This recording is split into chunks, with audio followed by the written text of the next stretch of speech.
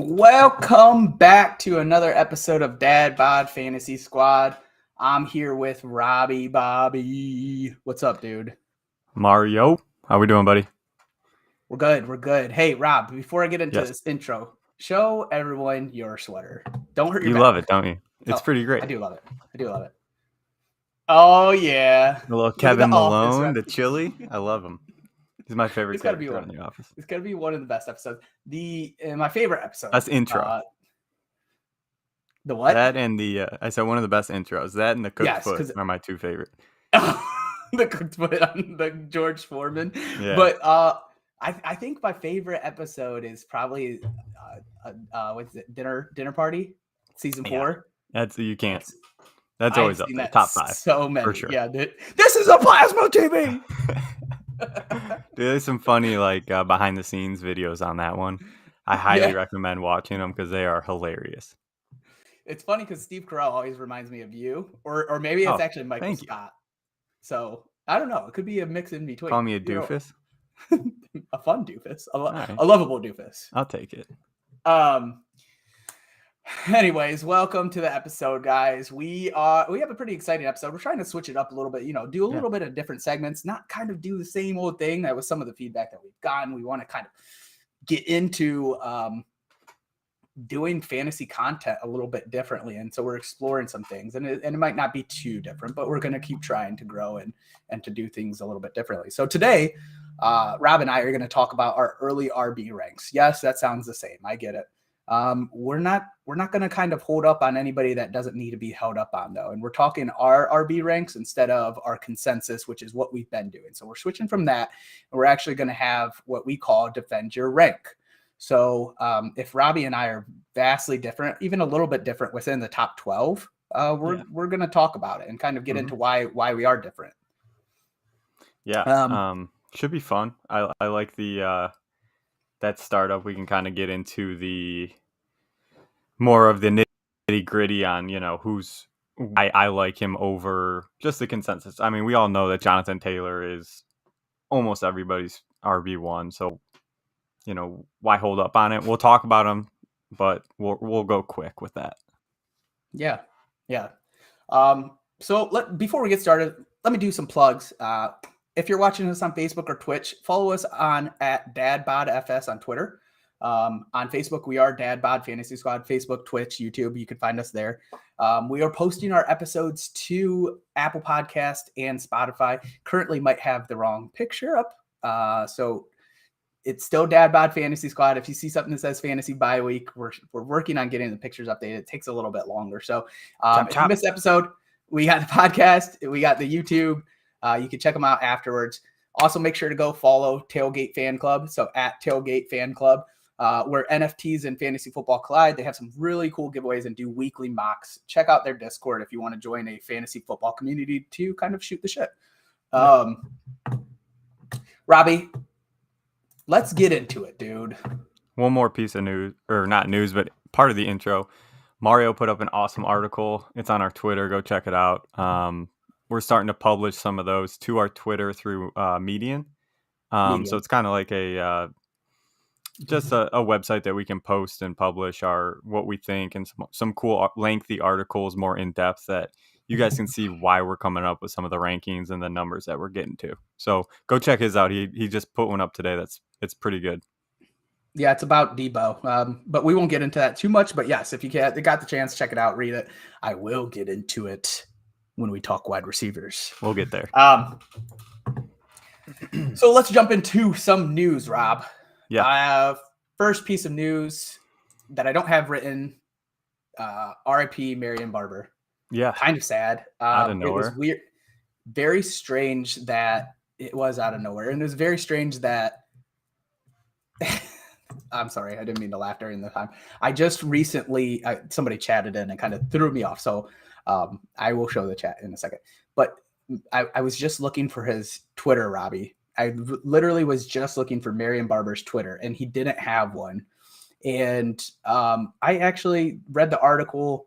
They talk about that he was passed away, found dead, and he was kind of going down a different sort of path. And they posted a tweet that Dez talked about and how he kind of lost himself. So it's scary. It's kind of makes it brutal to be like a fantasy football fan and kind of have to watch some of these guys go through that, because you have to assume some of this happens from football, if not all. So RIP Marion Barber. That's what I wanted to kick off with.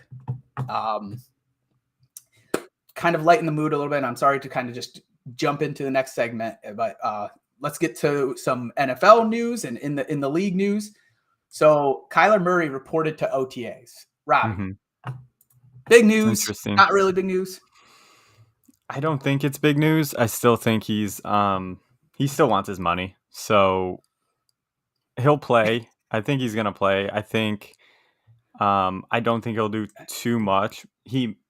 I think he wants to work and to get to the facility to see what's going on there, get his reps in, and then I still don't think he'll play without a big contract for the upcoming season. And even if he does, I was kind of talking about this with one of the players last or it might have been Debo. If he plays, I don't see him. It might hurt his fantasy value because I don't think he'll run as much. If he won't want to get hurt. He wants his contract first before he goes full go. If that makes sense. Yeah, that's how I would look at it. I'm pretty set on believing that the current situation in Arizona. There's nothing that necessarily says this is the case, but it seems that Kyler is agreeing to come to OTAs with the idea that a contract will get done before a season. That is my first initial thought, because we wouldn't have gone through this whole thing about him deleting social media. And then after that, he's like, I want to stay in Arizona. So there was conversations I've had. I'm assuming there's some negotiation going on in the background right now. And they said, hey, don't worry, we'll get it done. Assumptions. That's my assumption. So I do think it's good for the team, but if he doesn't report, then, or something else happens, keep an eye on it. This piece of news is actually kind of because obviously we're kind of scraping the barrel for news here, Robbie. I mean, there's not much going on quite yet, but this one can. Season. Yeah, this one can have some impact, though, for fantasy football and how you're drafting. Rashad Penny practicing from his hamstring issue.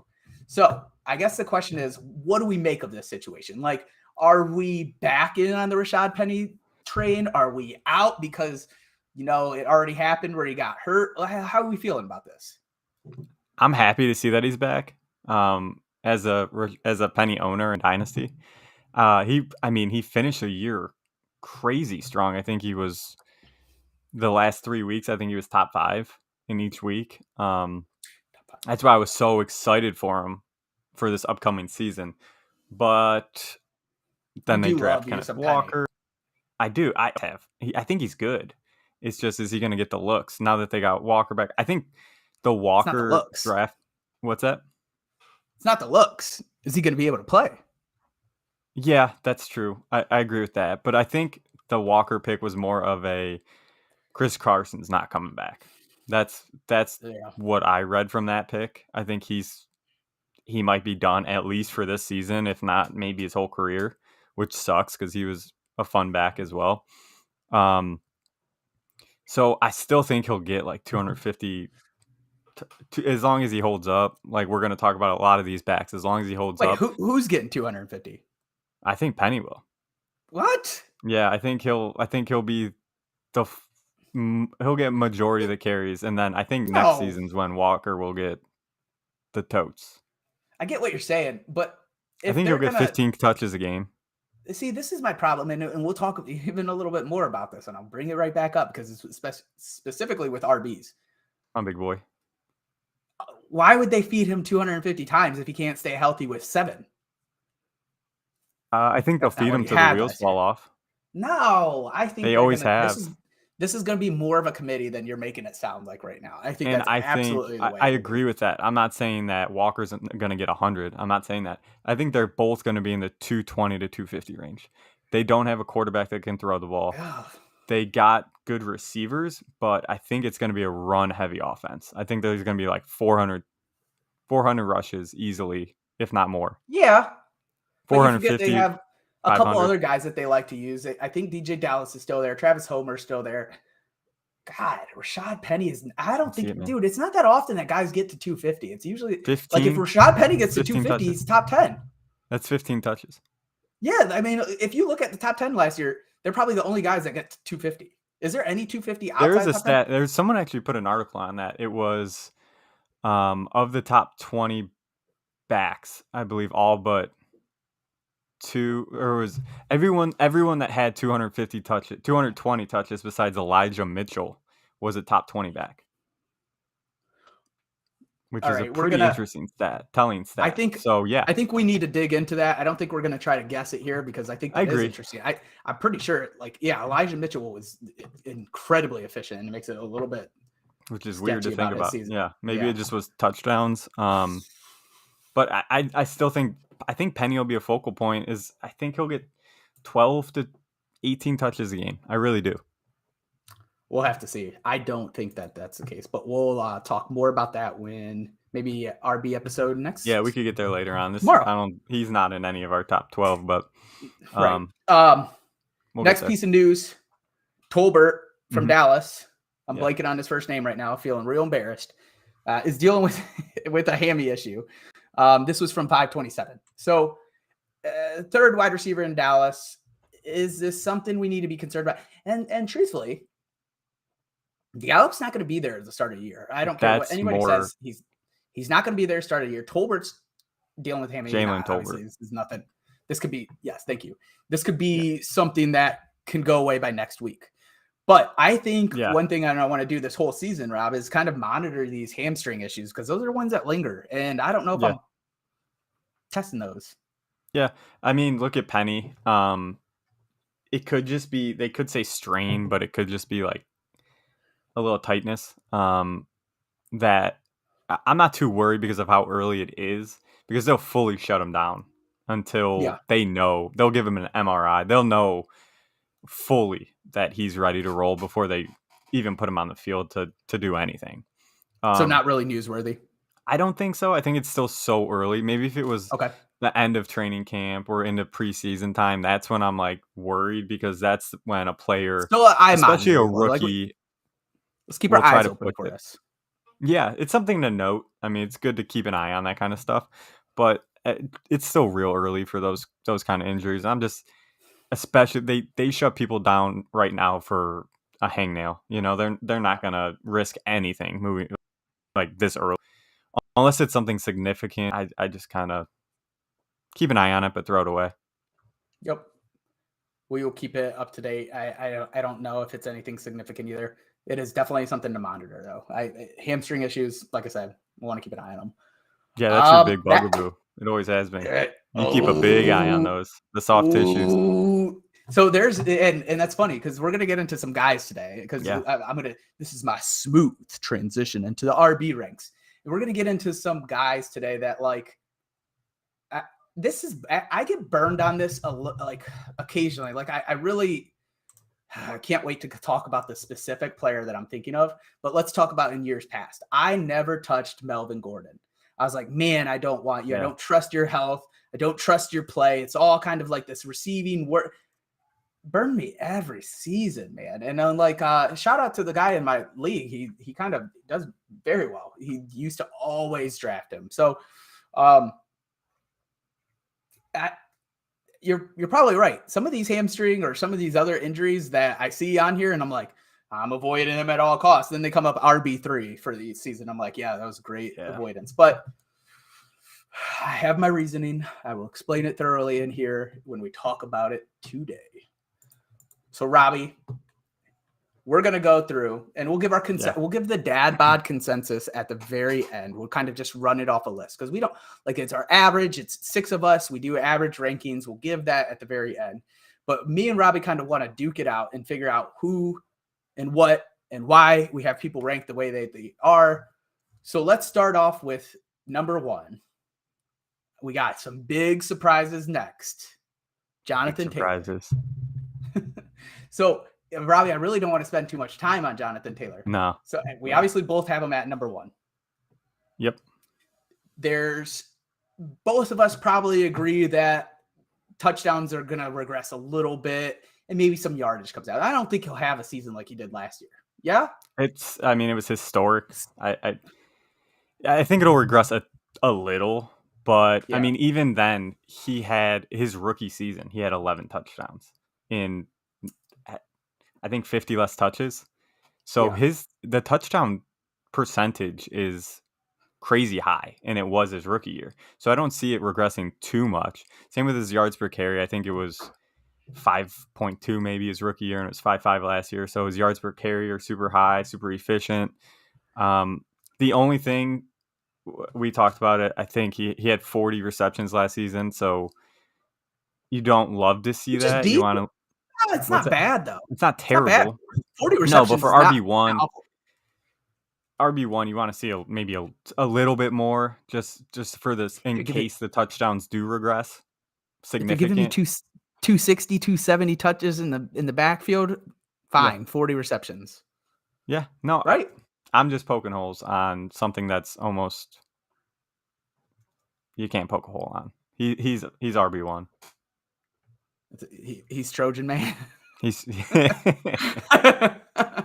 Can't poke holes. Can't poke hole in that one. Yeah, I'm laughing more at my own joke. All right, so let's I was trying to poke some more holes. Does Matt Ryan change his situation? If anything, I think it might help a little bit. Okay. He's a better passer. Less stacked boxes.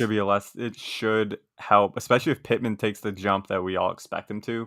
In the dad bod rankings, we're all pretty high on him. If he takes that jump and Matt Ryan is serviceable to, good, because Matt Ryan is a good quarterback. He always has been. That should help, less eight-man fronts, and it should open up a little bit more room for him to work. That might even help with the receptions. Maybe he'll get more of those checkdowns that he didn't get with Carson Wentz, and maybe there'll be more attention on the receivers that weren't prior, and he'll just kind of flail out. So I think it only helps him, to be honest with you. So I'm going to take a little bit of a different approach, because now you brought something to my attention that we need to talk about. Okay. If the Colts come out 6-2, let's go a little bit further. 8-2, 7-3. I have to think that Nyheim Hines is going to be involved more in the passing work. He always kind of is, so that's fine. It's nothing that we're worried about. But if they're like, oh yeah, we're making it to the playoffs, and they're at the halfway point of the season, and they're feeling pretty good, I could see a situation where they start taking back some of JT's touches to keep them healthy for playoffs. Now, he's your game maker. He's your game player. He's the Derrick Henry of this football team.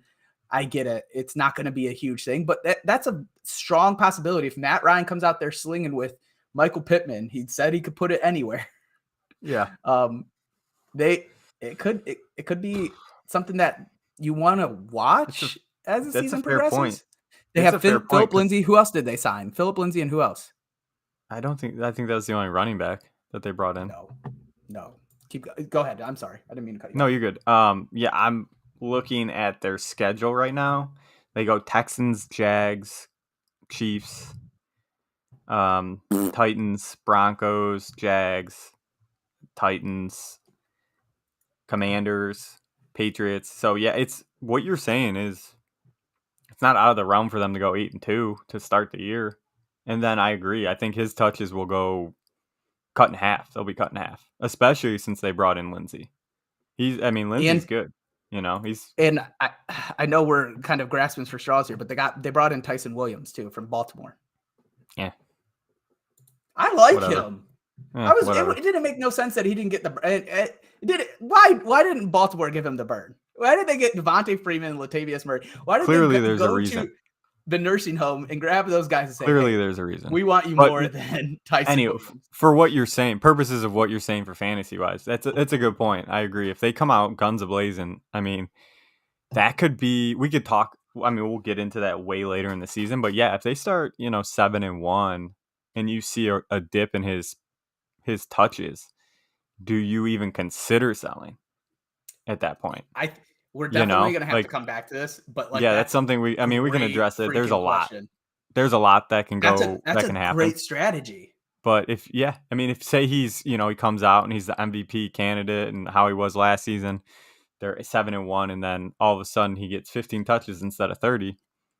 It's something to look at. That's another thing. Like if say it's week 9 and he already has 220 points, and you're like, well, I mean, averages, you can't probably get more than 360. I mean, that's probably the most you can get. That's fair. It's fair. It's something that, I mean, we'll talk about it if we get there. Yeah, but I don't want to play the hypothetical game. No, that's a fair point to bring up. I did have something to say, and now I can't remember. Is Matt Ryan the best quarterback that they've? I know they had Philip Rivers, they had Carson Wentz last year. Is Matt Ryan the best quarterback for this team? I think he is. Since Luck. Easily. That's what I'm saying. Yeah. Yeah. Since I think Philip Rivers was a stud when he was in his prime, but he was in his prime, but not when he. And people could argue that Matt Ryan won't be. No, Matt Ryan still could throw the ball last season if you watched him play. He just had no weapons. No weapons, no Rivers. Line. Rivers his last year with the Chargers, he didn't look great, and he always threw like 20 interceptions. So he was freaking throws weird. Yeah, he had a noodle arm by the end of his career. So he wasn't throwing. He was kind of like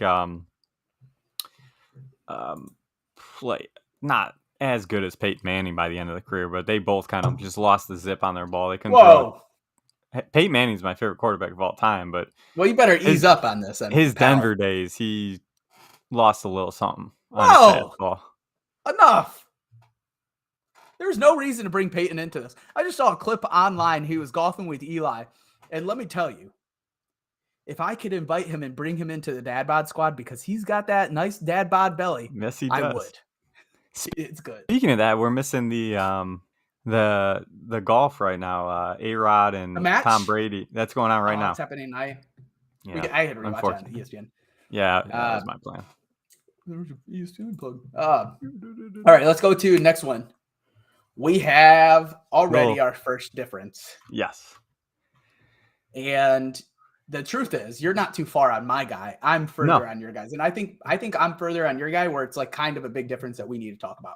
Okay. So my RB is Austin Eckler at number 2. Do you want to talk about Eckler now, or we can talk about let's talk for my 3. Okay. Because we're not going to have we're not going to have too much of a difference of opinion here, but we do need to kind of discuss why we have them 2 and you have them 3. So ADP for JT was 1.1. We're both buying there. But I'll check your ADP on Austin Eckler. I think he's an easy number 2. And did you just say okay? I wouldn't say easy, but okay. Go on. Oh, so you got issues with this. All right. No, I'm kidding. The dude, if healthy, is going to receive close to 100 targets. He's with Justin Herbert. He's on one of the most explosive offenses in the NFL right now. So that's you always want those shares of those RBs. So if healthy, he's receiving close to 100 targets. He had 20 total TDs last year. The dude scores touchdowns. Now, sometimes it was like, here's a game where he has 3. Actually, I think that happened multiple times last year. You may have to correct me on that, but I think so. And one of the cool things that I've noticed about Austin Eckler is he finished the top 12, 11 out of 16 games. And the only other RB to do that last season was JT. And I think his was actually 11 out of 17 games. So technically, Eckler finished top 12 more than JT. I mean, What are you doing? The Skip Bayless impression? Yes. Yes. So you think he's locked in 100 targets no matter what? Skip! Yes. Yeah. I mean, it's hard to argue, I guess. It's tough to say no just because of the new offense that they brought in last year was so dynamic, and Herbert is so good. The only thing that I'll say on him is his rushing touchdowns. Season after season after season. 2, 3, 3, 1, 12. That's not his game. That's what I'm saying. He had 12 last season. Yeah, fine. And his previous career high was 3. Okay. It's hard for me to see that happening again. Was it? Help me out. Wasn't Gordon there the year before? Where he had 3? No, I don't think so. I think he was with the Broncos 2 years ago. I could be wrong. The fact is, actually, I think 2 years ago he actually had hamstring issues. He was number one guy had hamstring issues. He missed the year 10 before games. that, he was there. He had with Melvin one Gordon. that year. Sure. The year before that, he was with Melvin Gordon. Look, I'm just saying. It's tough That's to not his duplicate game. 12 touchdowns. That's exactly what I'm saying, and he had 12 touchdowns. Well, maybe it's his game now. Oh, the fact how is, the mighty have turned, my friend. No. There's so many different, like you're kind of hiding so many different facts. We have Justin Herbert now. Okay. The year before that, correct? He had the hamstring issue. I think he was out almost half the season. I don't have it in front of me. So that was the reason for the rushing issues then. So we have Justin Herbert now. We have an offense that is driving down the field. It's going to have the opportunities in the red zone. We have a guy that's, even if he doesn't get those rushing touchdowns, let's say he gets 6, he's probably still going to get anywhere from 7 to 11 in the receiving game. That would be my range. All right, let's talk about this, though. Yeah. So unless you had more to say there. That was my other point, is that he tied his career high with 8 receiving touchdowns, and 3 of the 5 seasons he was 3-3-2. So his touchdown numbers were way above his career average, which I understand. Yeah. And I don't think they're going to regress to, I mean, before last season, his career averages were like 3 rushing and 4 receiving. So I don't think he's only going to get 7. I'm not saying that, but I'm saying, do I think he's going to get 20 touchdowns again? I can't see it, but he very well could, just because of the offense that he's on. But they brought in that rookie running back, which it could steal some of the thunder on the goal line. I don't know. I haven't really dug too deep into him as a running back. I don't really know. I don't know. I'm just saying. I don't know too much about that guy, but this is what you're making me do. There he is. What do you got tonight? Come on, White Claw. So, and I didn't mean to chop you off, but I think your point's right. That's fine, but I need to know, and then we'll move on. So it's quickly kind of talking about it. Floor. What's his floor? What's his floor? Yeah, top 10, top 12. Yeah, top 15. I would say top 10. I would say top 10. Top 10. Because there's a receiver, right? He's going to get, like you said, he'll get around 100 targets. I'm not concerned about that at all. It's just a regression in rushing touchdowns for me that make me, I don't think he's a lock number 2, like you're saying. I just don't see that. So my floor for him, if healthy, is top 7, I think. Ceiling is obviously, I think he could sneak a 1 out. That would. Let me see. He would have to. It's just he's on the older side of the career. Like I don't. So I guess his ceiling is more like probably 2. Who? Hopefully. Eckler, same guy. Yeah, I think his. I don't think he can be 1. I don't think he can. I don't see that. I don't either. It would have to be. I think it's definitely season. Definitely doable for him to be 2. I'm not arguing that. I think he's going to need another amazing season, which he can do. He proved it last season, but again, it's just the numbers for me. His career numbers aren't warranting what he did last season, but I still think that the offensive scheme switch helped that. So yeah, that's what. So I still think the numbers are going to be better than his career numbers. I just don't know if it'll be another 20 touchdown season. It's tough. Just not fair because you're looking at it so weirdly because he's only the 1 season he was without Melvin, he was hurt. And then last year, right? Unless I'm missing a season. everything else he was sharing time with Melvin. And it wasn't the same old committee that we see now, which is closer to 50-50. This was more like a 65-35, if not worse. But I get your point. Fair. His last season and the numbers weren't technically. How old is he? He's never done it, but I think he's 27, 27. 26. I think it's 26. 27 this season. Yeah, I mean, he very well could. And then if he does it again this season, the following season he'll be 28, so he's up there. But so then we're going to be scared. The total touches, though, he doesn't have a ton of total touches on his body. He doesn't. So even at 28, I wouldn't be concerned. I'd still put him top 5 if he repeats this season. You know, I just want to see it again, which I don't think I'll have a ton of Austin Ekeler on my team just because I want to see it one more season. It just kind of, I don't want to say it was fluky, but it just makes me a little nervous. I still have him 3. You know, like we're nitpicking hairs here. But his ADP right now. Go ahead. No, you're good. His ADP right now is 5.5. Yeah, I'm buying that. Easy buy. Yeah, easy buy. Easy. I'd be splitting. I'd be seriously thinking about him at 2. Yeah. If I had the second pick, I'd be seriously thinking about him. Keep me up at night. Well, so perfect segue into what we're talking. So you'd be thinking about him and CMC because CMC is your number 2. Yeah, CMC is my 2. Why? Because he's CMC. I mean, I understand that he was hurt the previous 2 seasons. I get that. But let's get here. Okay, so he played 5 healthy games last season, which sucks. Stud. But in those 5 games, he was 1-3-15, 4-3 in fantasy point finishes. So it's not like he played and he was a good back. He was an MVP level back when he was on the field and healthy. Correct? Sure.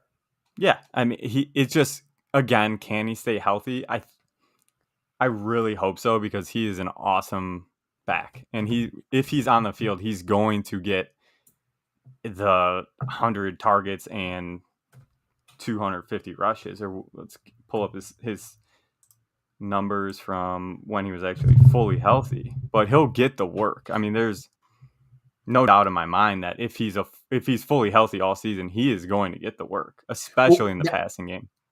That's actually that's fully my doubt. To be honest, why I have him at 6, so I'm not like insane, right? He's 6 on mine, but still 25. Yeah, great, that's fine. Yeah. How can you throw him out there and use him the same way that you would use him? How can you use him? Thank you, House, for that comment on Gordon's last season with 2019. So we were right about that. How can you use him the same way that you would use him prior to these past 2 seasons? How? I think if anything, the only thing that I would be concerned about is, so in 19, when he was fully healthy, he had 287 rushes. I think if anything, that goes to like 220. But I still think, and then he had 140 targets.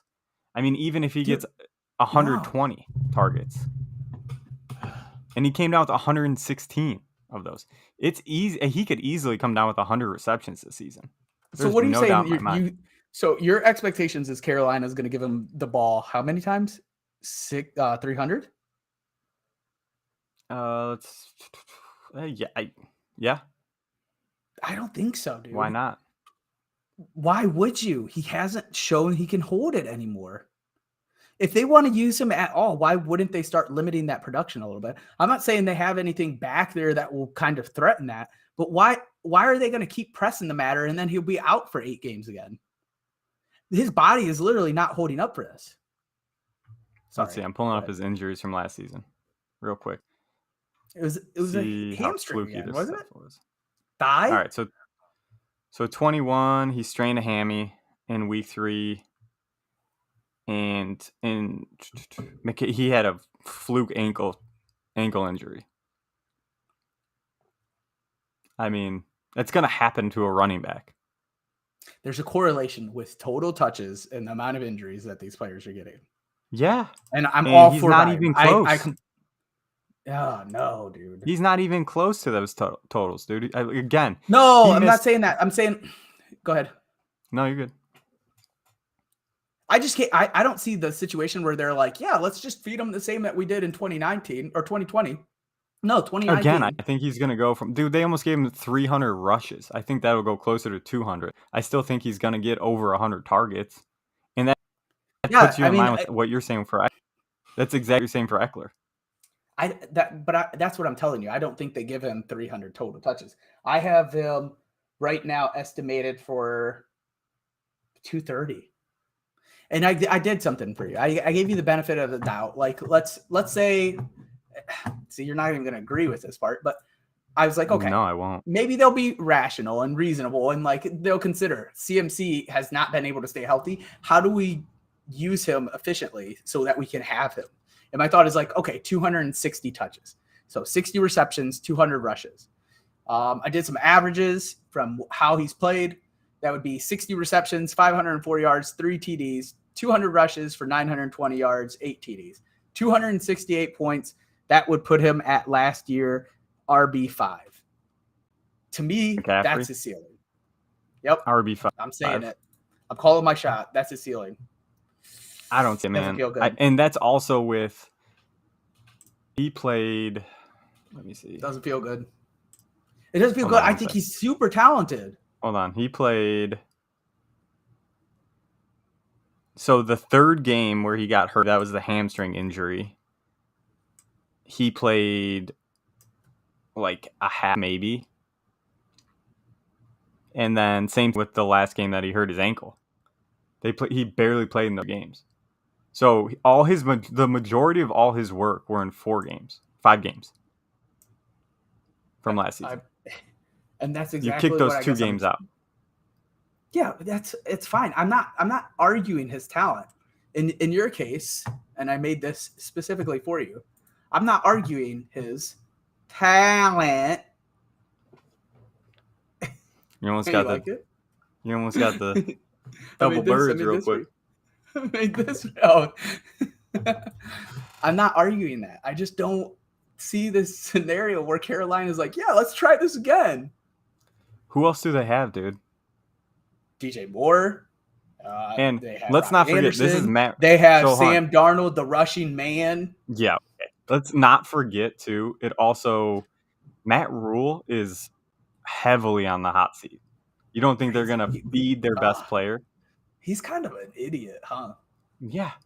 Which only bodes He's well destroyed for that franchise. Owner. All right. We'll agree to disagree here. You keep him at 2. Whatever you want to do there. His ADP currently is 2.2, no, dude. You act like I'm crazy. No, it's not. I'm not buying there. I'm not touching it. Yeah, I mean, I'd be buying? I'd be it's close. That or Eckler, I mean, right? I really would be close. So it looks like, from what I'm looking at here, what's his average around 12 touches, carries, and like 10 targets. What? So that's 160 targets that he was averaging in the games that he was playing, which I don't think he'll. I know they did this last year. I agree with you. They did it again last year. So like, I think historically, they're saying we're gonna do it, but what you're arguing is either we're gonna do it and hurt him again, or we're not gonna do it. That's my take on it. Like, I just think keep going then, and they're gonna hurt him again. His body's not holding up for us. 2 years ago, they clearly rushed him back from that hamstring, and it popped again. So that was on their medical staff.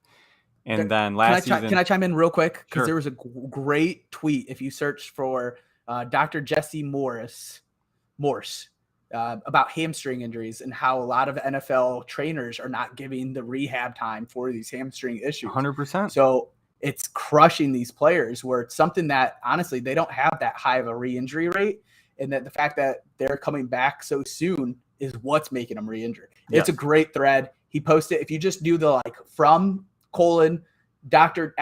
Jesse Morse, I always say Morse, and you search hamstring, you'll get that thread. It's really good. Go ahead, Rob. Yeah. So again, what I was saying is on average, he had about 12 carries, which comes to like 200 total rushes per year for the year. I get what you're saying. You don't think it's going to happen. I think everything points that it will, and I'm betting that his body will hold up. I think it was. Yeah, I want to think say that's it was fair. fluky. I want to say it was fluky last year. And if it happens again, I'll eat crow, and then that's the end of CMC for top 12 fantasy player. Like he'll never be a top All right. 12 again if he does it again this season. If he gets hurt again, he is. That's it. But I think last year, sure, the hamstring injury that sucks to see it 2 years in a row. But I don't think it's hard for me to say. Yeah, he gets a hamstring injury every single year because I don't think it correlates like that. I could be wrong. I really Yeah. could be. But and then a fluke, rolled ankle that takes you out, a high ankle sprain that takes you out for the last 5 games, especially when your team was out. Like they weren't going to bring him back because he was they were out of it. So why rush him back? And again, dude, Matt Rule is going to give him the ball just because this is his last season, and if they don't do anything, he's out. So you think he cares? It's his job or protect the player. We're moving on from this because we're not going to agree on it. Because my thought is the more they keep giving him, great, that's fine. Like you want that work, but he's not holding up. You're saying I think he'll hold. I'm betting on him. I think he'll hold up. You think he won't hold up? I'm saying he won't hold up, or they're not giving him the work. So that's exactly where we're at. And I still have him RB6. You have him RB2. It's fair. But we are running out of time, so we need to keep it kind of moving a little bit quicker here. Yeah. For RB3, good thing for yours. We already talked about Eckler and why you have him there. So your RB3 was Austin Eckler. Yes. So I'm coming over. No need to kind of chime back in on there. You just have CMC above him, right? Kind of sum it up. Yep. Najee Harris is my RB3, and this is so freaking easy for me. He's my RB4. So yeah, we're pretty close there. So you hear it a lot. Najee wasn't very efficient. He wasn't very, honestly, everything that he did last season wasn't amazing by any means. It was very pedestrian. Yeah. Yeah. But the dude is going to receive work. Yeah. And I took some notes about this. Like Tomlin is the best RB coach you can have. And I mean, he's the head coach, obviously, but for your RB. Le'Veon Bell in 13 had 289 total touches. Bell in 14 had 373 total touches. 15, he was suspended, hurt. 16, he had 336. 17, he had 406. James Conner in 18 had 270 total touches.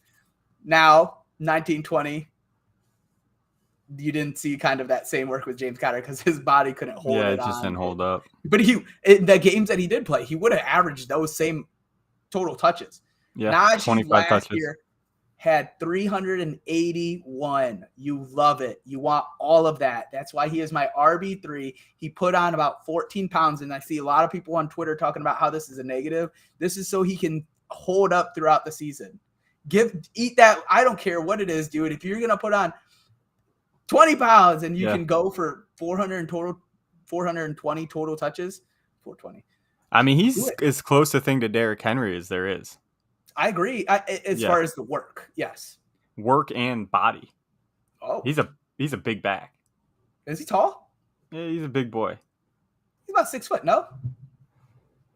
Double check. I think he's taller than that. What's the blind spots that we're seeing here? Because like I don't think do you have much to say like in regards to what I'm saying? Yeah. I mean, I'm 6'1", by the way, 6'1", and now 244. He's 6'1". Big.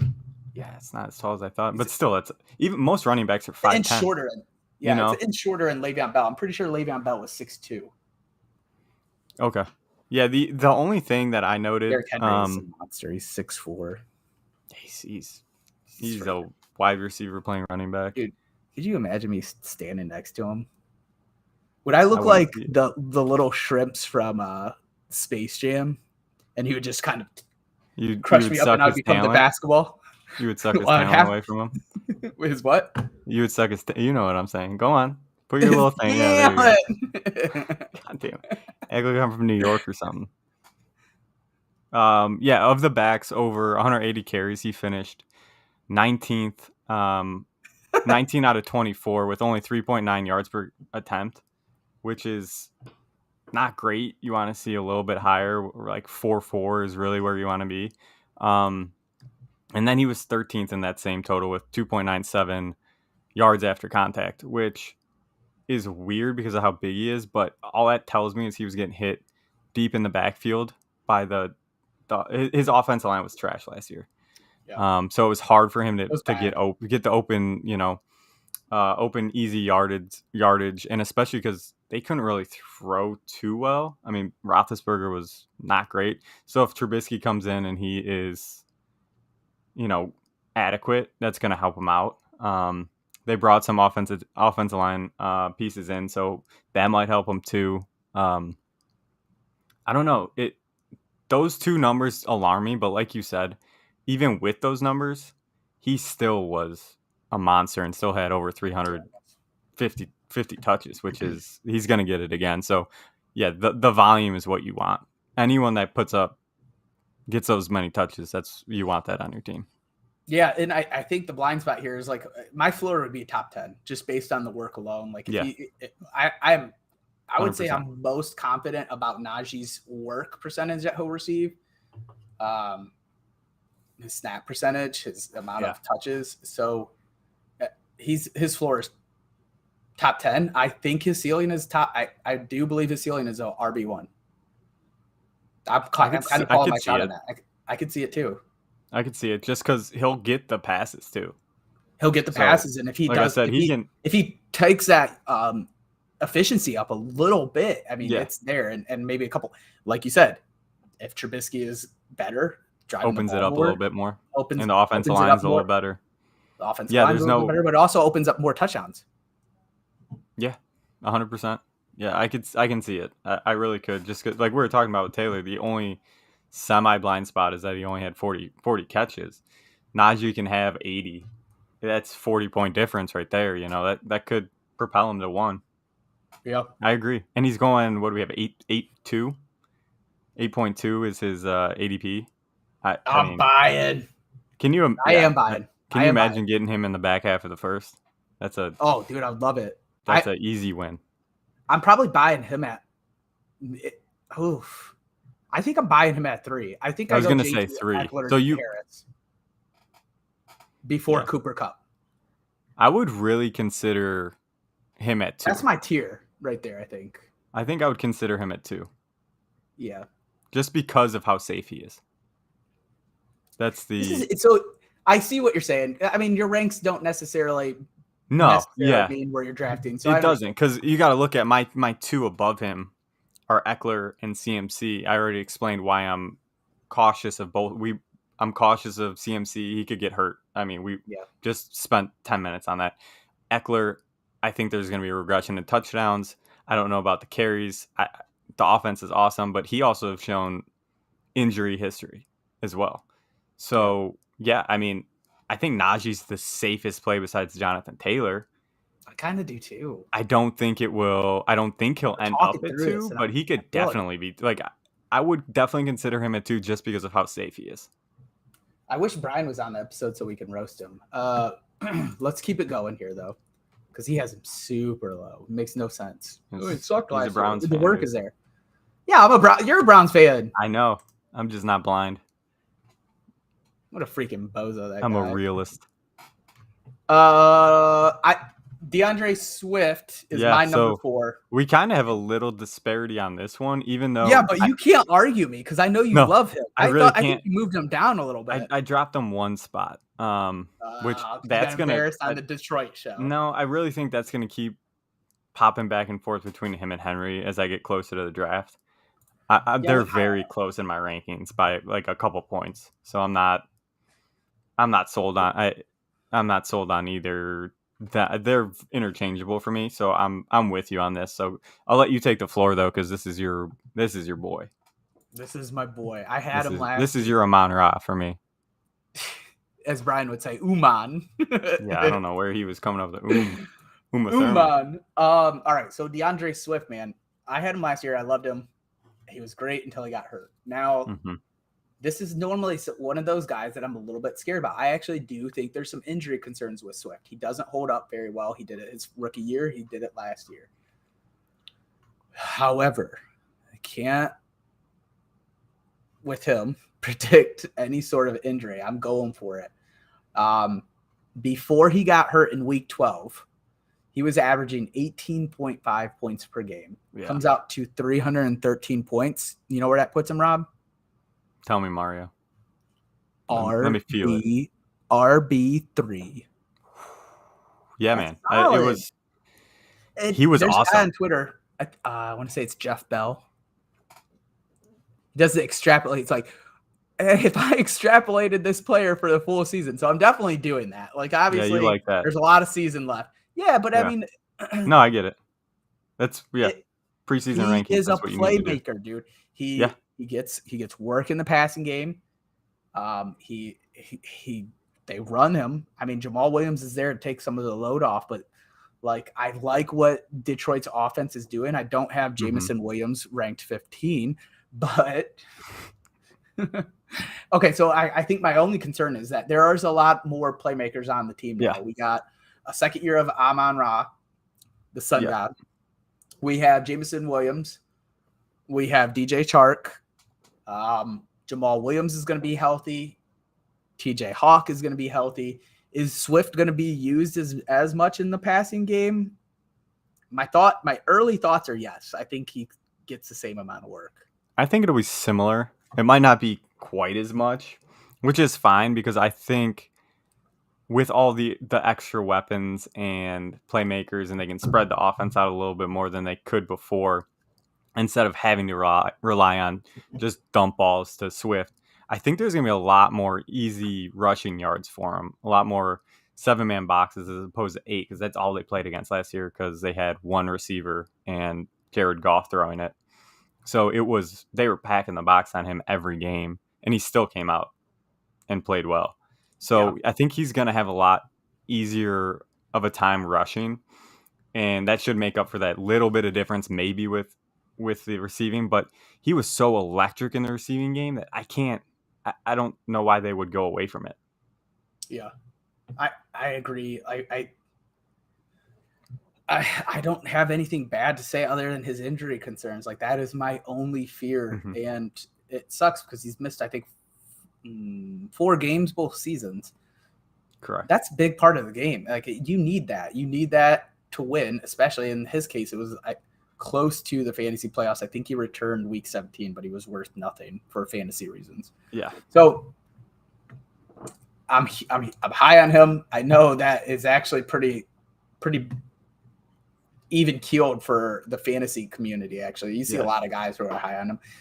Maybe not so much this year, but in Dynasty, love him. So the only thing that I'll say is you kind of pegged on it.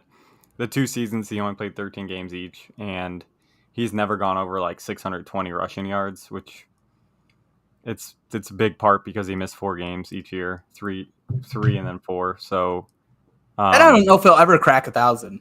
Yeah, he doesn't need to, but doesn't need to, not for fantasy. I guess it's concerning if his targets come down a little bit. Yeah, I agree. But again, I think his yards per carry will go up, so it should kind of even out, and I think he'll get. I don't think Jamal Williams is really going to be a factor this year, as long as I think he'll get looks. Yeah. But I don't think he'll be, because the beginning of the season, if you remember last year with Detroit, they were kind of 50-50 until Swift really took that jump, and then there was he's a legit player. I think they knew that from. I thought they knew that from his rookie season, but I mean, it was a different coach. I don't know I remember there being a lot of talk in the preseason last year that Swift came in like really out of shape, and they weren't. I'm pretty positive. We got to start. I think what I'm going to start doing in the offseason is start tagging these negative articles about players. Like Chase early reports. Year. Yeah, the Chase. Yeah. There was already one that I was like, ooh, do I start rising him on my ranks? I don't understand some of these pieces. No, I agree with that. But I'm pretty sure that's what I remember there being a lot of negative reports of him coming out at the beginning of last season. And then it just seemed like he took off, and it was the Swift show. And then Jamal Williams helped out. Man, I wish I had a Let's Get Swifty drop right now for the Rick and Morty fans. Let's keep it moving. Rob, do you watch Rick and Morty? I do. Good. It's a fantastic show. ADP Mario, 14.2. I'm buying all day. Yeah, that's an easy. Can you imagine? If these ADPs. We're both RB heavy. Yeah, we're both. Well, I actually do think you're right, but I do. That's probably high for him. If these ADPs come up, and I would. A lot of people I'd walk on water if I walk away. Looking at wide receiver first season. But if you in your first 2 rounds, if you have a later pick and you come away with Najee Harris and Swift, no way, you can't. That's what these ADPs are saying. No, 14 would be early second. Yeah, and 8 is. You can't do it. You can't get Najee first. I mean, Najee 8. Najee in the first. Close. Yeah, I mean, it'd be close, but if you can somehow come away with that, 10 team, you're getting that. Yeah, but I mean, it's doable in a 12. Oof. It'd be. I mean, it would be wild. And you have your volume. I think that's a great combo. If that can that'd be something special. Yep, it's almost like my dynasty team. I almost have those 2 guys, but I have I'm set to win it all. All right, RB5, because I know we're going to get to a point where we've talked about them, so it's fine. I think we're doing okay on time. We're probably going to have to speed it up a little bit. Yeah, we speed up a little bit. I have RB5 at Derrick Henry, and you have RB5 at Dalvin Cook. I do. So who's going first here? Because eventually we're going to get to both of these guys. So it's Go up ahead. to you. You could start. All right. Well, I'll talk about King Henry. Yeah. And there's really not much. Why not? I mean, you just wrote an article on it. He's what? He's got 1,400 touches. Yeah, I get it. I think he's a generational talent. I truly believe that. I think he is AP levels of good. Coming off an ACL 28. He didn't get an ACL. Or a foot. I'm sorry. He a foot injury. I apologize. Broken foot. He had a foot fracture. Was it a Lisfranc or no? Let me look that up. I'll go ahead. I'll look it up. I mean, there's really not much to say. Like, so Derrick Henry is, and I had this conversation last season with Brian and Cody, and I said, I don't understand why we're not taking Derrick Henry every time. Now, the problem is, I don't think his ceiling is RB1. I truly don't. Because he's just not involved in the pass game. So that kind of limits him a little bit, but I still think his floor is like top 7 if he's healthy. I don't think the wheels have came off of Derrick Henry yet. I know I have an article about total touches. I know he's up there in those. So was AP, and AP just dominated every season after some of those total touches, those milestones, if you will. I'm buying Derrick Henry all day. He had a Jones fracture in his foot, which I'm no doctor, so I don't know too much about that. But a foot fracture, yeah, it's not the end of the world for a running back, but it's not great. And I agree. Come on. He's a freak. Yeah, we know it. But, dude, I'm kind of off the bandwagon on Derrick Henry, especially because AJ Brown's gone now. I like Trey. He's not going to come in and just do what AJ did. I think you're going to see a ton of 8 and 9 person boxes, and they're just going to sell out on the run all year. I get it. I know he doesn't, but it's not going to. No, it's not. I think his floor. I think his floor is outside 12. No, I really do. Yeah. No, I really do. No, I think this could be the year that if I have him on a dynasty team, I'm selling him all day. That's a different conversation. Sure, I agree, but I'm just saying I think this is the year that the wheels fall off. Yeah. I mean, I still have him. What do I have? What made you think that the wheels were going to fall off outside of an injury? What made you think that he has 1,400 touches on his body, rushes, he looked great. Not even touches, and the way he runs the ball, he looks to take somebody out with him every time he touches the ball. It's going to catch up. It's going to catch up. A lot It's of going pounds. to catch up. It sure will. Yeah. I don't think it's yet. The dude is an old style running back. I love Derrick Henry. I think you're insane for thinking his floor is outside 12. I think it's outside. Just like We'll you have think to come up with a bet. We'll have to come up with a bet with Derrick Henry. We'll think about it later.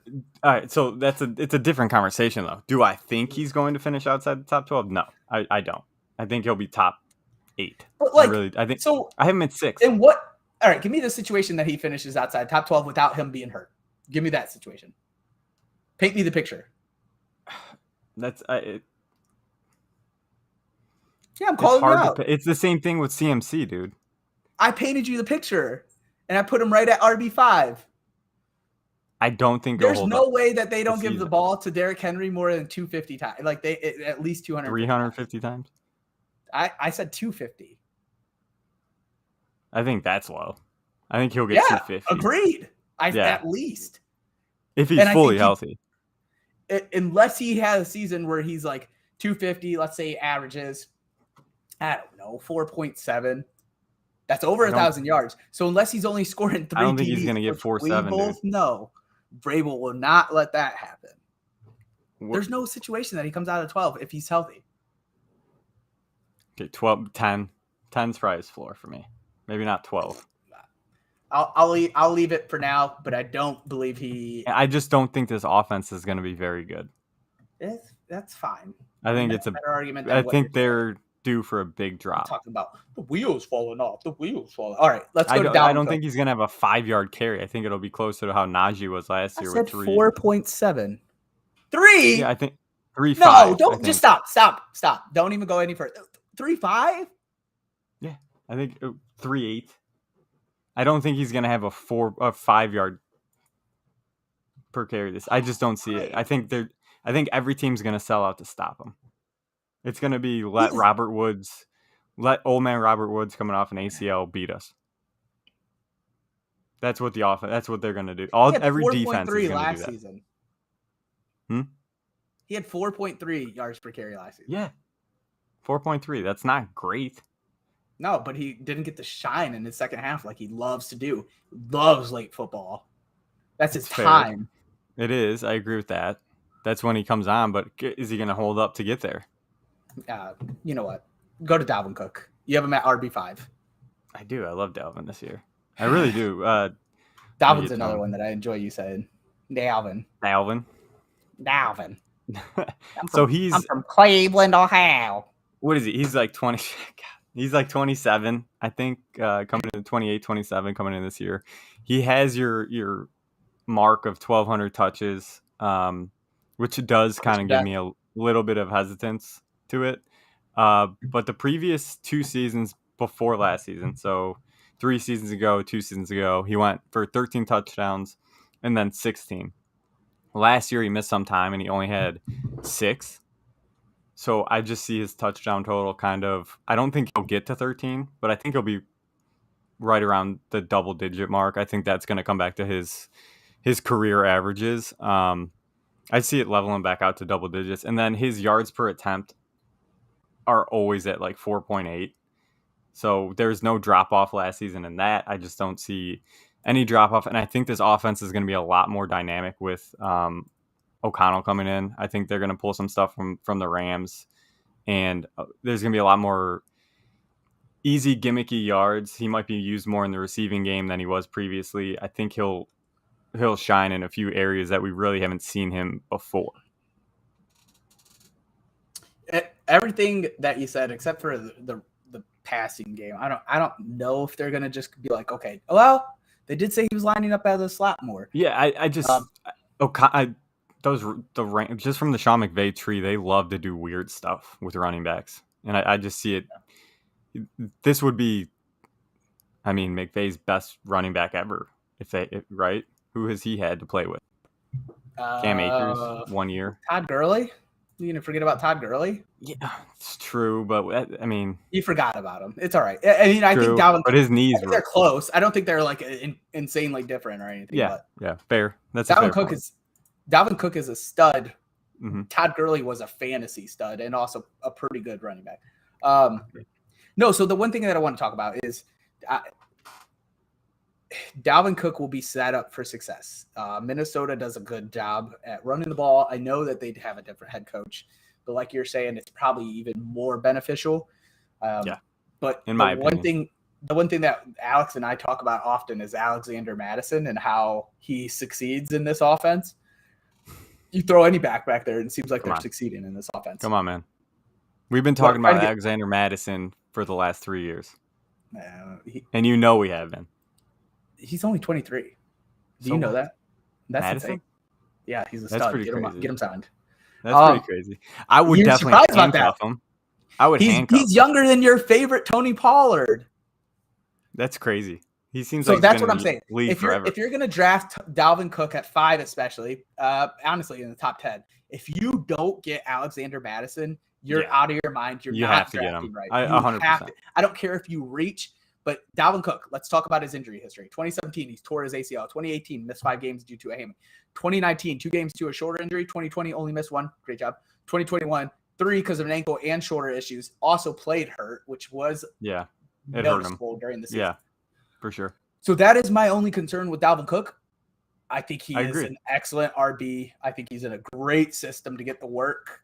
You better draft Alexander Mattison. I agree. I mean, every year, you just rattled it off. Every year, he misses 2 to 3 games. You need Madison for that, but even when he misses those 3 games, he finishes top 5.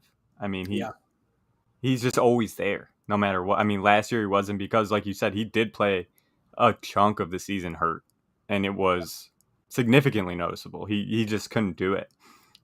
So as long as there's no lingering injury, I'm expecting him to miss 2 games at least. That's just. It seems every season that he misses about 2 games.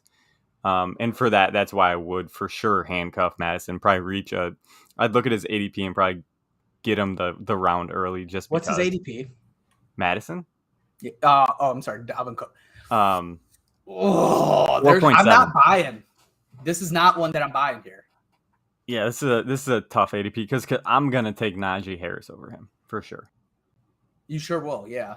Now, if you're 5, let's just say it plays out exactly how your ranks are, and then we've got to move on to the next RB.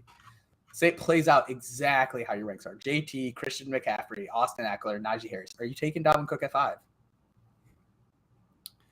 Be very close between him and Swift. Ooh, you happy little Swifty? Yeah, be very close between him and Swift. You want that upside. You're chasing upside with Swift. Correct. Swift, you have the upside of the receiving where you can have he could really have 80 to 100 catches. We're not going to go back to Swift. I'm just you're agreed. chasing upside. Yeah, correct. And he's younger.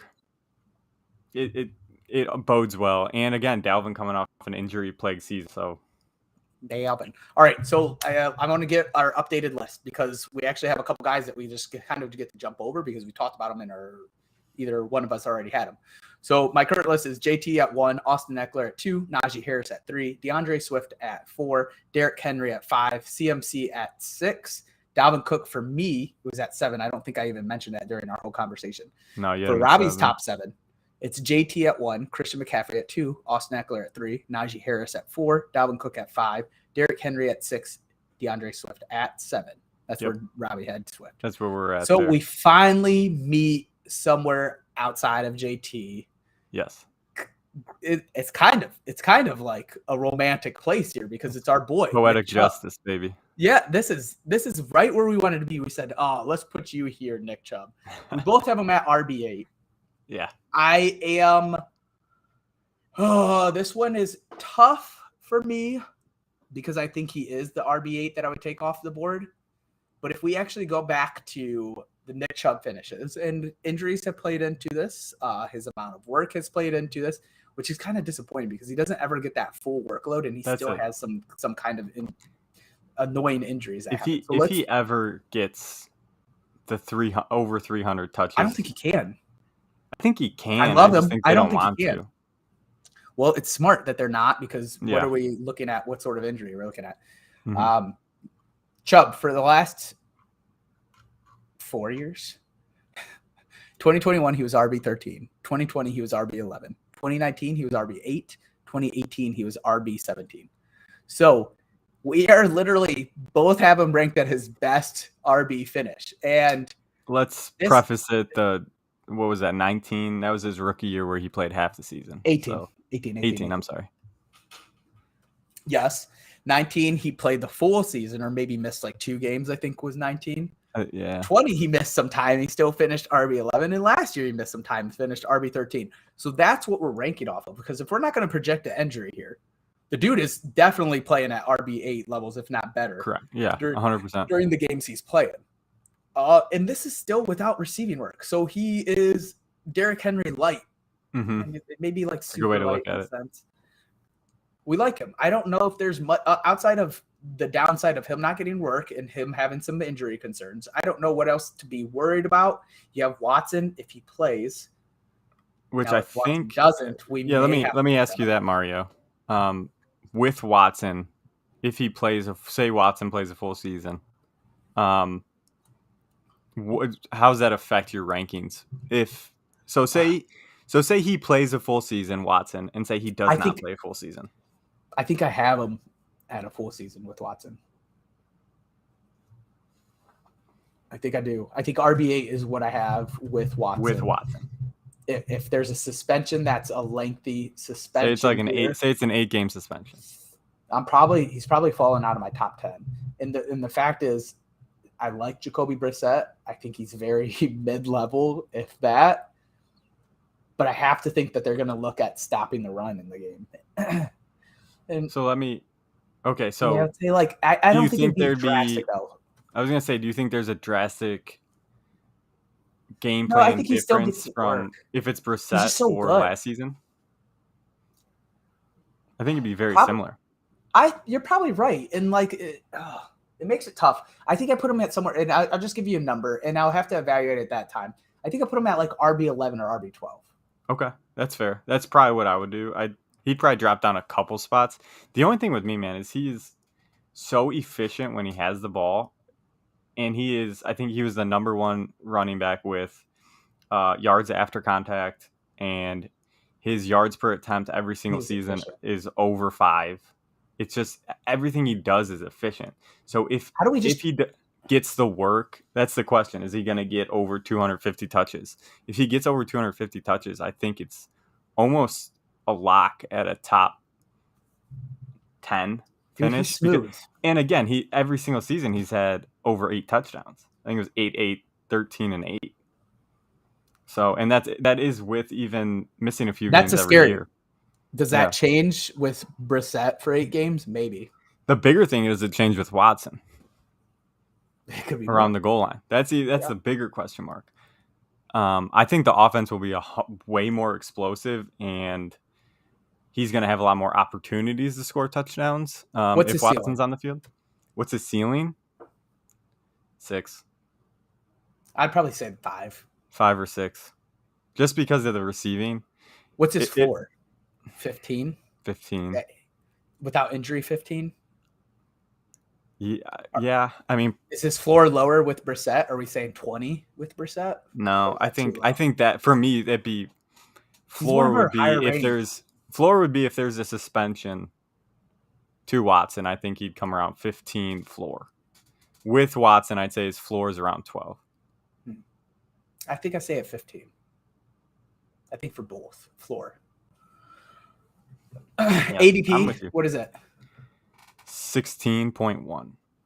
Oh, that one's tough for me. I'd buy him I think Is your RB2? If I'm assuming Deshaun Watson is playing, yes. If not, or half. I'm still taking him there. No. I'd still take I'll go wide receiver there. It depends on what it all depends too, right? Like what wide receivers are on the board. What if all the big, say the big 4 or 5 are taken off the board receiver wise, and the top 2 tight ends are off the board, and all your running backs that you have above them are off. Are you taking? Your top 2 would be gone. Top 2 wouldn't be gone. Tight ends. Yeah, Mark Andrews might. No, he wouldn't. So would you take Andrews? I wouldn't take him. I wouldn't take him. I just kind of wanted to be an asshole. No, so say you're there. Say you're sitting there. Would you take him or Javonte Williams? Come on, dude. I have Javonte ranked lower. I know. If Deshaun is suspended for 8, easily Javonte, without a doubt. If he's not, if he's suspended for 4, probably still Javonte. For none, probably Chubb. Are you with me? That's a tough one. That's a tough one, man. That's All a tough. right. I'd have to sit there and think about it. I really would.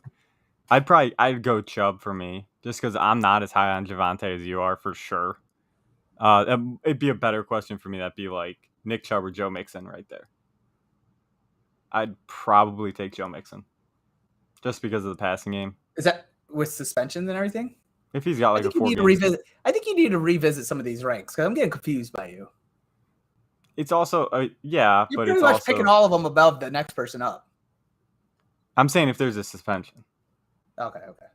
If there's a suspension, I'm between him and Mixon. I'd probably go with Mixon. Let's go. Let's move. Ready? Yeah. You sure? Mm-hmm. We don't agree on this one. No, we don't. Not at all. No, we're not. We're not that far. Well, yes. Yeah, we are. I may be far. I have Javonte Williams at number 9, and Yeah, I had him at 3 before Melvin Gordon signed back. You're crazy. Man, I have him at 17. Rob has Joe Mixon at 9. So, Rob, do you want to start with Joe Mixon? I have Joe Mixon at 10. You got what, Mixon at 10? Yeah. Yeah. We can talk Mixon. Why not? Sure. Get him up here real quick. Mixon. So his ADP is 11.4. Yeah. I don't think that's crazy, just because of the season he had last year, and they added offensive line pieces that should help him significantly. I mean, you would think they'd help significantly, but you also think that they're going to throw the ball a little bit more than they did. So maybe some of his rushing numbers come down a little bit. It's interesting. I mean, he played all 16 games only twice, though, in 5 seasons. Previous career high in touchdowns before. It's kind of my Austin Eckler argument. His previous career high was 8, and then last year he had 13. So I think that comes back down to normal, closer to 8 to 9. And yeah, the only thing that I can say for him is he's going to have a better offensive line. So you would think it benefit him, and he's got one of the best passing offenses in the game too. So he's going to get open. They're not going to stack the box on him how they used to. 2-3 years ago, before Burrow was there, they didn't have a passing game. So it was tough for him to get. Go ahead. I'm sorry. I didn't mean to chop you off. This is the hardest RB to rank for me. Yeah, he's a tough one. I had him as high as 3. And I don't think he's super, super talented like some of these other guys in the top 10. I had him as. I don't mean to hate on his game, but like these guys in the top 10 are explosive, and Mixon has moments, but this is a tough rank because everything you're saying is right. Like better O-line, you have Joe Burrow throwing to the best trio as a wide receivers. I think so. It's close. Oh man, this is tough, dude. Yeah. Like, in what situation outside of injuries does he not finish top 10? And I don't think there is one. So I think I have one of the lower floors for him. Yeah, I think I'll probably revisit him and bump him up. I don't know, man. That's the part. You look at bumping him up and you're like, I don't want him to pass any of these guys. This is why. You're balding right now. You're like, oh, crap, my hair is falling out. Yeah, but you have to understand, this is why when I was saying I think Derrick Henry's floor could be 12, is because some of these backs behind him that I have, I can see having seasons just from the pass game. Sure. Yeah, but you're not like... I agree with what you're saying. Joe Mixon could be like, okay, I have a better season than Derrick Henry. But there's also going to be guys in the top 10 that get hurt and that aren't going to even 100%. Yeah. So it evens out that way. Yeah. I could just see, I mean, for me personally, I could see a scenario where Henry doesn't have quite of the explosive season that he's usually used to, and back to Joe Mixon.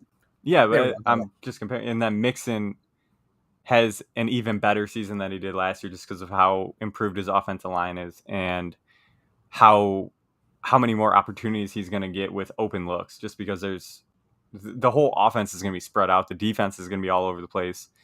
It suits him well. Especially his running style. An open scheme, he flourishes with that, man. He could take a ball, he could house it real quick on you if you're not, he could take if you're it not the around distance. him. What's that? He could take it the distance. Yeah, he could take it. So I think I'm definitely higher on Mixon than you are. Yeah, barely. Like You're I said, about I one. had him at 3 at one point. So what's his ceiling? Oh, wait, let's talk about that before we move on. What's his ceiling? Yeah. I think it's 3. I think it's up there. Oh man. Oh, gross. Mhm. Gross. Yeah, I think it's up there. I have him flooring at easily top 12. That's my floor. Did you say ceiling or floor? Floor. I thought you said ceiling. No. I did. I'm sorry. For you. Ceiling so for me is 3. Yeah. I'm trying to figure out the ceiling now for myself. Okay. 5. I don't think he finishes above 5. I just don't see it. What do you But finish the last? work could be there. I don't think top 5. Last year would have been the year to do it, though. So He if you finished wanted to 4. do it- He finished 4. what Okay, I'm that's my saying. ceiling. 4 is my ceiling. That That what was I'm his saying. ceiling. I think he can repeat it. I think so. And his ceiling might be higher. I think his ceiling is 3. Because, I mean, you can look at a better O-line. You assume that Burrow isn't going to be as dynamic. I mean, he is, but, like, people think Burrow is going to be way better than he is because those last 3 games. 3 is my ceiling, but his floor is 12. Listen to this run, right? From week 6 to, week 6 to 12. And there was a bye in there. He goes, PPR finishes 4, 24, so whatever, 2, 4, 4, 2. I mean, Is the world too low on Mixon? Are we too low? It could be, man. I think Is the world not too low on Mixon? We are. Let's see what our consensus has him at 7. You have him at 9. I have him at 10. It's tough. His ADP is 11. So that probably puts him at RB7. Yeah, right around there, I would say. Maybe RB8. That's a tough one. He's a tough one. He's gonna be up and down. I don't know if I ever want to talk about Joe Mixon ever again. That one really stressed me out. He's gonna be up and down my rankings all year. So I have him at 10. That was my RB10. So it went Javonte and then Joe Mixon. Robbie had Joe Mixon at 9. His RB10 is Leonard Fournette. Lenny. Good old brace face. He has braces? Nah, he used to. Yeah. His first 4 years in the league. See, I got a rubber band in. You got braces? It's Invisalign. Mm. Yeah. Makes my teeth look really good here because you don't see it little chips and whatnot. All right, go to Lenny. Anyways, let's get into Lenny. Quit talking. We have a good maybe 8 minutes here, and we have 3 more guys to talk about. All right, let's pound this out real quick. 4 guys to talk about.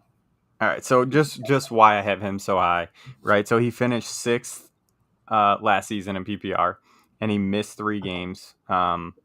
So he was probably on pace to be easily top 5. And then that's also we were talking about this before the podcast. That's also with the first 3 games he was splitting carries with Rojo, and then Lenny finally took the full-time job, and then he was from weeks 4 through 15, he was RB3. That's the majority of the season. So when he was on the field healthy and getting the work, he was RB3. He had a great year, and I just don't see the situation where it comes back. Yeah, I mean, that's why I have him at. That's where I have him where I have him. I just still think he'll get the work, and he's on such an explosive offense. And Tom Brady loves to check down to his running backs.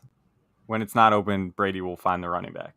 So he should get another 80 to 100 targets easily. I can't see, obviously Dynasty is a completely different situation, but for redraft,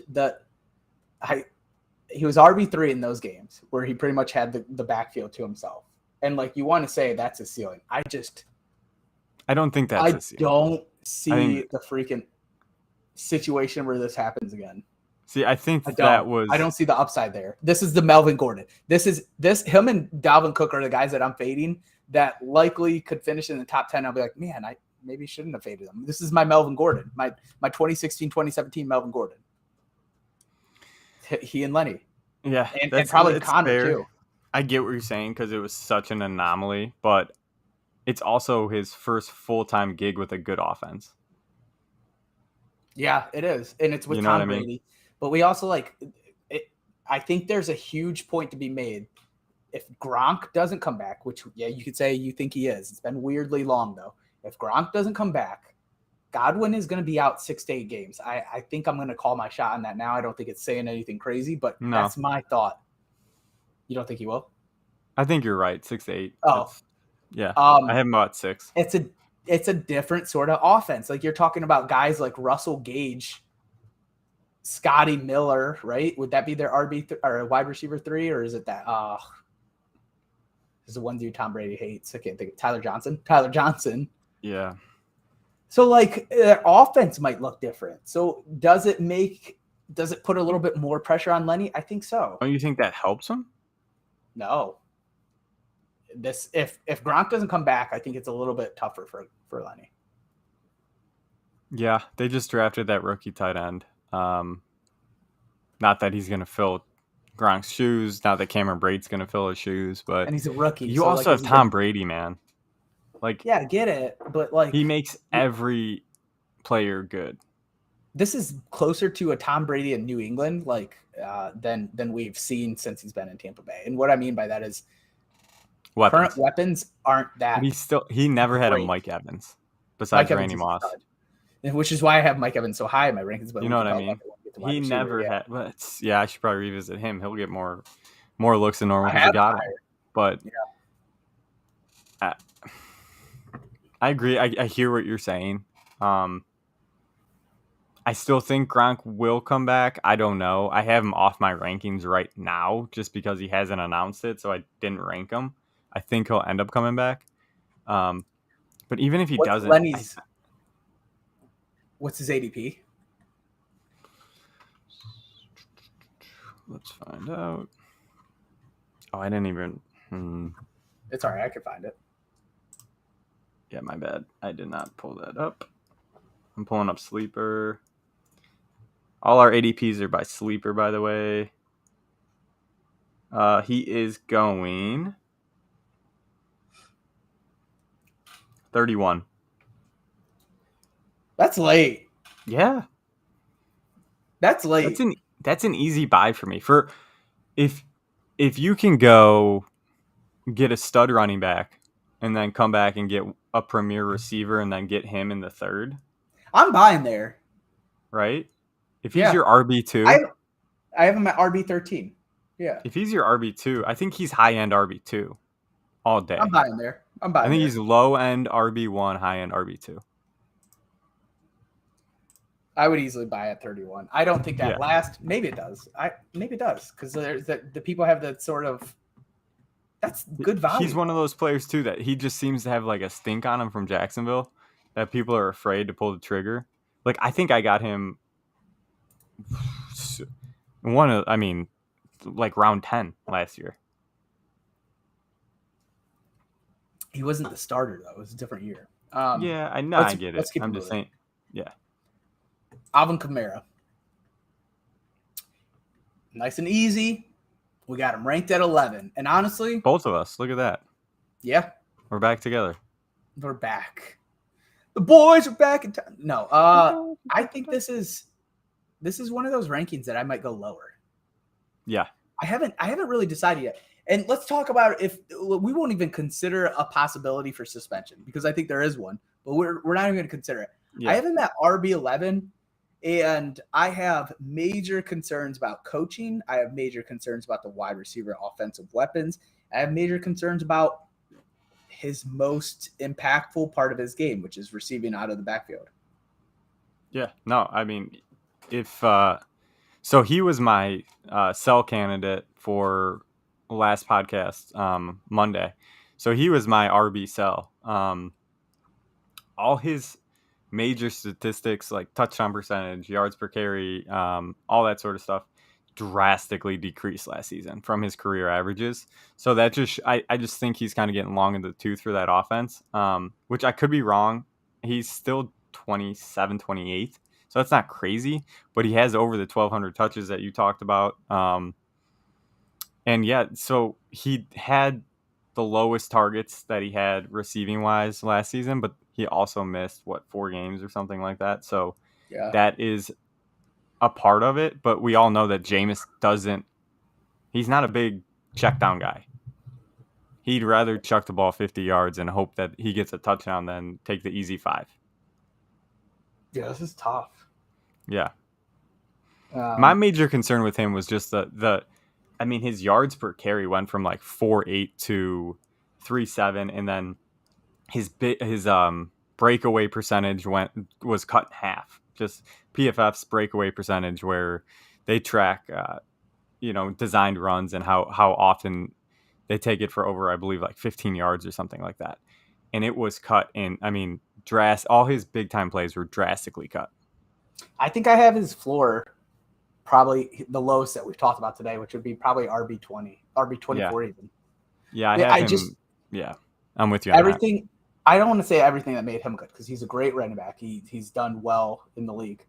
But the pieces that have been around him for so long, Sean Payton, Drew Brees, the offense that they ran, it doesn't exist. Michael Thomas ain't even back. Yeah, I mean, you would think that they kept the same coaches, so you would think they'd keep the same scheme. It might be tweaked a little bit, but even then, it's still he didn't look good last year with Jameis. It was noticeable. He didn't have the same burst that he normally does. He finished 8th last year, and I just want to note that his 8th was 18 points behind 7, which was quite a drop off. Cordarrelle was 0.1 behind him. Antonio Gibson was 5 points behind him. Aaron Jones was 5 points behind him. Josh Jacobs was 8 points behind him. He finished 8th last year? He was 8 points away from finishing RB12. So we have him at 11. I think my floor is going to say RB20, and his ceiling is still relatively high at top 5, I think. Yeah. So if Jameis comes out, they have a more dynamic offense and he just goes off. I think his ceiling is still high. The thing that makes me, I guess, more at ease is that they get the weapons back. They get Michael Thomas back. They get Chris Olave. So that should take some of the burden off of Kamara, because it was he was the only player on that team last year. So every defense pretty much focused on him. And the big thing for me is ADP is 17.7. So if you can get him with the 18th pick, that's enticing. It is, because that's right where we're saying that's what do you think? That's RB 12? Yeah, maybe. At 17, I'd probably buy. I'd buy if I think the upside's there. Yeah, I'd buy if my major receivers are gone, because if you can, again, if Kamara is your RB2 going into the season, you're feeling pretty good. Yeah, I think so too. I think I would buy at 17. You either go RB or wide receiver. It does kind of suck if you go wide receiver first and that's your RB1. But I think I buy at 17. I really do. I don't know how great I feel about it. Let's go to our last 2 guys. Round off our bottom 12 and get the hell off of here before it's 11 p.m., which it's nearing. You have David Montgomery. I have David Montgomery ranked 16 this year, so I'm not terribly far off. Yeah, you're not. I have Travis Etienne, but I think I'm higher than a lot of people on. You are crazily high on him. I have him like 25 or something. Yeah, I don't know why though. He was a monster in college. Okay. He's going to get receiving work in the backfield. He played with Trevor Lawrence before. He's going to get the carries. J-Rob tore his Achilles very late in the season. Who's going to take his carries? Snoop? No. All the work is there. What makes you think he's going to get a ton of targets? Why wouldn't he? He and T-Law did it before. I want to see it, man. What we saw it. You did. But you didn't see it in Jacksonville. All right. Because he was hurt. Yeah, but you got to see what this offense is going to be under Doug Peterson's head I'll just coach. tell you what it is. I'll tell you what the offense is going to be. And it's going to be T-Law dumping it off to ETN and then T-Law handing it off to ETN. And it's finally going to look great. Occasional deep ball to Christian Kirk. Wrap it up. Hey, I mean, yeah, I definitely could be low on him. I'm not, I think so. I'm not arguing that. He's a player that I've been revisiting. I bumped him up quite a bit from my original rankings. Where'd you have him before? Like 35. Oh, gross. Yeah, I was too low on him. So he's someone I'll keep looking at and trying to figure out that offense. I got to look at Doug Peterson's history. Just laughing around the world. That was wild.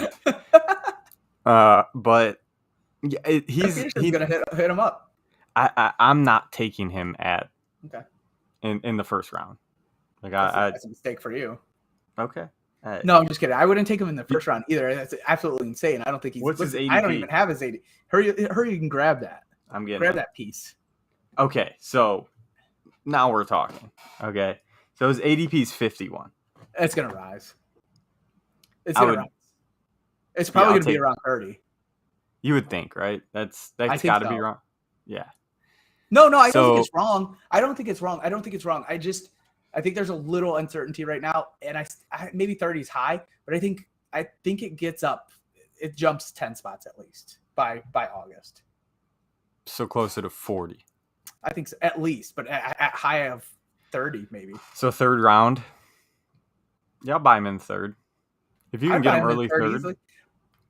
I'd probably buy him third. Yeah, I definitely would buy him. Would you take him? Would you take him? Would you take him in the middle of the second? No. I think, and I know I just told you I'd take Alvin Kamara 17. They're one rank away. A little bit more of a sure thing with Kamara, you'd feel. Yeah. That's where I'm at with him. The upside. That's the only thing.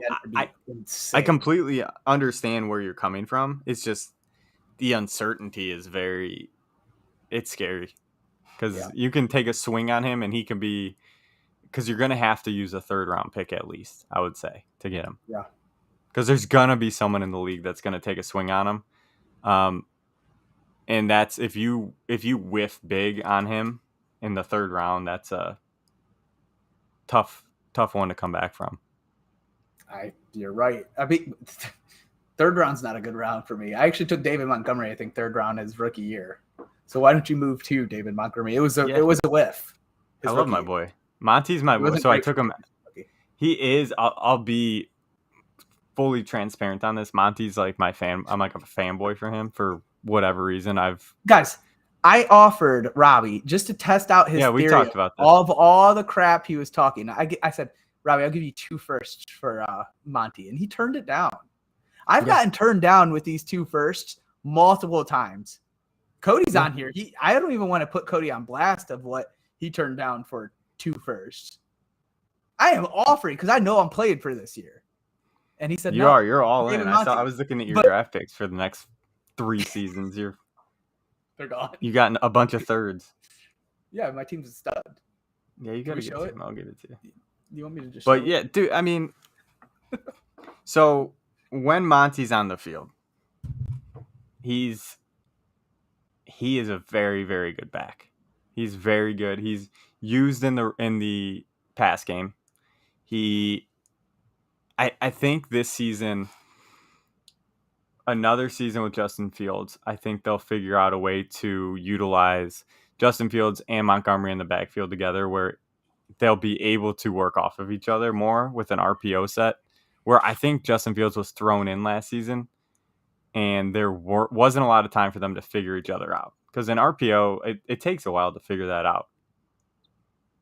You seem a little perplexed over there, Mario. What are you thinking? I think he's screwed. And he's screwed just like Justin Fields, who could have been great in this league. I think what they're going to do is just stack the box. They have to guard Darnell Mooney. I see all the love on Cole Kmet, but the thing is, like, this offense sucks. I I don't agree. know how I feel about this coach. We have an episode eventually to talk about head coaching So, yeah, changes.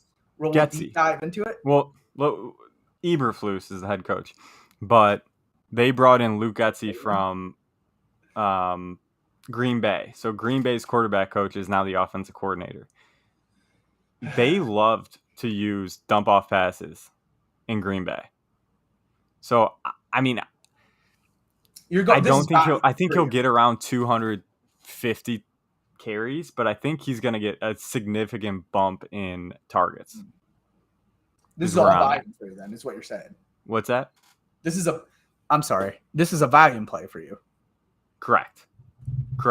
That's where I'm at. Especially, I mean, I get they got Khalil, but Herbert, he's good. You think he seems to you love Khalil, but again, he's another. That was truly me messing with you. Yeah, I know. This is another player that 1,000%, if you draft him early, you have to handcuff him. There's no question about it. I would say so. For sure. But I think this season, especially without A-Rob, especially with a mobile quarterback, especially with a new offensive coordinator, I think you're going to see a ton of volume to Monty, because Monty is their best offensive weapon. He is. Maybe behind Mooney. Maybe. He was.